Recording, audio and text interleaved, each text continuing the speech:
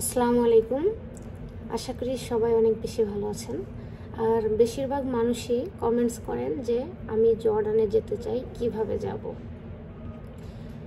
আজকের এই কথাটা নিয়েই আজকের ভিডিওটি তৈরি করব। আশা করি ভিডিওটি যাদের এরকম কোশ্চেন যে আমি যেতে চাই, কিভাবে যাব, তাদের উপকারে আসবে। আর যাদের এটা দেখার দরকার নাই তারা স্কিপ করতে পারেন। ফার্স্ট হচ্ছে কিভাবে আসবেন, অবশ্যই প্লেনে আসবেন। প্লেনে এখানে সবাই আমরা আসি। আর সেকেন্ড হচ্ছে যে আপনারা আমার ভিডিওগুলো হয়তোবা যারা এরকম কমেন্টস করেন তারা দেখেন না দেখেই এরকম উত্তর দেন। প্রথমে হচ্ছে আপনি এইখানে আসার জন্য কি কি রিকোয়ারমেন্ট লাগবে সেগুলো জানতে হবে, এবং কি সেগুলো জেনে সেই সব ডকুমেন্টস আপনাদের থাকতে হবে, এবং কি সেই যোগ্যতা আপনাদের থাকতে হবে। ধরেন এইখানে আনে গার্মেন্টসের অপারেটর, আপনি কাজ জানেন না, তাহলে কি আপনাকে আনবে? তাহলে তো আপনার সেই যোগ্যতাটা আগে অর্জন করতে হবে, আগে আপনার গার্মেন্টসের কাজ শিখতে হবে। আমরা এতটাই কি বলে যে বোকা দেখেই আমাদেরকে মানুষ অনেক প্রতারিত করে, আমরা প্রতারণার শিকার হই। সো ফার্স্ট আপনারা একটা পাসপোর্ট তৈরি করবেন। সেকেন্ড হচ্ছে যদি আপনারা গার্মেন্টসের কাজ জেনে থাকেন তাহলেই আপনারা এখানে আসতে পারবেন গার্মেন্টসের অপারেটর হিসেবে। কিছু কিছু সময় মানে কোনো সময়, সব সময় না, চেকার, হেল্পার এইসব পজিশনে লোক নেয়। সেই সময় ইন্টারভিউ হইলেই ওই সময় আপনি ইন্টারভিউ দিতে পারবেন। তাছাড়া নর্মালি অপারেটর ছাড়া খুব কম সংখ্যক লোকই আনে। আর যারা ছেলেরা আসতে চায় তারা অনেকভাবে প্রতারণার শিকার হয়।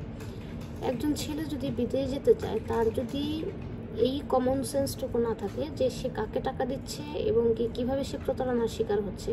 একজন তাকে টাকা দিতে বললো আর সে টাকা দিয়ে দিল যে তাকে পাঠিয়ে দেবে।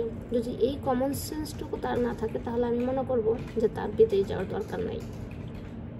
কারণ ফার্স্ট আগে তার জানতে হবে যে অ্যাকচুয়ালি বিদেশ যাব, যে আমার কি দক্ষতা আছে কিনা, যে কাজের জন্য এখানে নিয়োগ দিচ্ছে সেই নিয়োগটা কি জার্মান টেকনিক্যাল ট্রেনিং সেন্টারের মাধ্যমে হচ্ছে কিনা, বা বইসেলের মাধ্যমে হচ্ছে কিনা, মানে সরকারিভাবে হচ্ছে কিনা। যেহেতু আমি অলওয়েজ ভিডিওতে বলি যে এখানে সরকারিভাবেই জর্ডানে ছেলে এবং মেয়ে উভয়দেরকে নিয়ে আসে এবং উভয়েরই টাকা লাগে না। সো আপনারা যদি এই ভিডিও না দেখেন, যদি না শোনেন, তারপরেও যদি আপনারা টাকা পয়সা লেনদেন করেন, তাহলে আমি মনে করব যে সে একজন বোকা এবং তার বিদেশে যাওয়ার কোনো যোগ্যতা নাই। বিদেশে যাওয়ার যোগ্যতার জন্য আগে নিজের কিছু স্কিল থাকতে হবে, যেমন আপনার গার্মেন্টসের কাজ জানতে হবে, পাসপোর্ট থাকতে হবে। তারপর ওইখানে যে বয়স নির্ধারণ করে দেয়, যে বয়স ওইখানে যদি বলে যে 20 থেকে 30-এর ভিতরে লাগবে, বা 20 থেকে 38-40-এর ভিতরে লাগবে, তাহলে আপনার বয়সটাও তার ওই সময়ের মধ্যে হতে হবে।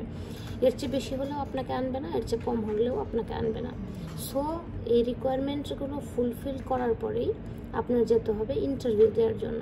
এবং সেই ইন্টারভিউতে যদি সিলেক্ট হন, অনেকেই বলেন যে ইন্টারভিউতে টাকা চায়, টাকা ছাড়া পাঠায় না। দেখেন, যদি টাকা চায়, এখানে আমি জর্ডানে আছি, আমি জর্ডানে বসে কি আপনাকে পুরো গাইডলাইন দিয়ে দিতে পারবো যে ওইখানে টাকা চাচ্ছে? এখানে তো যারা আসতেছে তারা বলতেছে টাকা লাগে না, এবং যারা ওইখান থেকে নিয়োগ দেয়, মানে যেটা আমাদের এখান থেকে আমাদের কোম্পানি দেয় এবং বাংলাদেশ থেকে বইসেল পাঠায়, তারা বলতেছে, তাদের ওয়েবসাইটে বলতেছে টাকা লাগে না। তাহলে আমি যদি টাকা লাগে বলি, তাহলে আপনার যোগ্যতা নেই।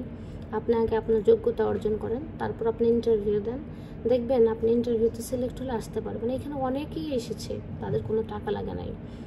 সো জার্মান টেকনিক্যালে যেতে হবে 1 দিন, 2 দিন, 3 দিন গিয়ে ইন্টারভিউ দিতে হবে। অনেকেই জিজ্ঞাসা করে যে রেজিস্ট্রেশন করতে পারে না অনলাইনে। অনেক কম্পিউটার দোকান আছে যেখান থেকে অনলাইনে রেজিস্ট্রেশন করে দেয়। সো রেজিস্ট্রেশন করতে পারবেন, রেজিস্ট্রেশন করে অনলাইনে অ্যাপ্লাই করতে পারবেন। আশা করি আপনারা বুঝতে পেরেছেন যে আপনারা কিভাবে আসবেন। যদি আপনারা ওইখানে ইন্টারভিউতে সিলেক্ট হওয়ার পর যখন আপনার ভিসা যাবে তখন আপনাকে টিকিট দেবে। টিকিট পেলে অবশ্যই আপনি প্লেনে করে জর্ডানে চলে আসতে পারবেন। আশা করি ভিডিওটি আপনাদের উপকারে আসবে। সবাই ভালো থাকবেন, সুস্থ থাকবেন। দেখা হবে অন্য একটা ভিডিওতে, অন্য একটা টপিকস নিয়ে। আসসালামু আলাইকুম।